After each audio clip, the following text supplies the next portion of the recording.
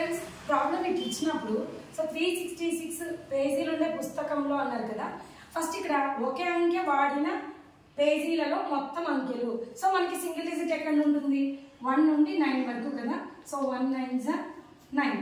Next రెండు అంకెలు వాడిన పేజీల మొత్తం అన్నారు అంటే 2 ఇంటూ ఇక్కడ 9 వరకు సింగిల్ డిజిట్ నుండి తీసేసి ఉంటాము. నెక్స్ట్ 100 అనేది ట్రిపుల్ డిజిట్ అవుతుంది.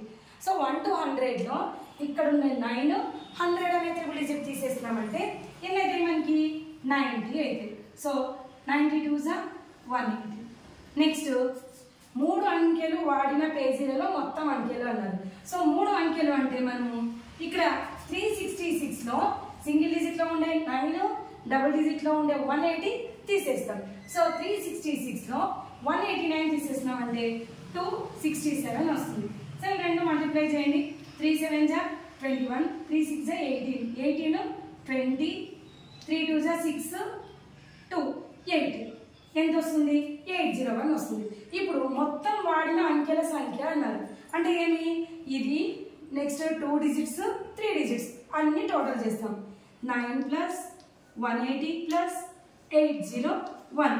సో టోటల్ చేస్తే 990 వస్తుంది.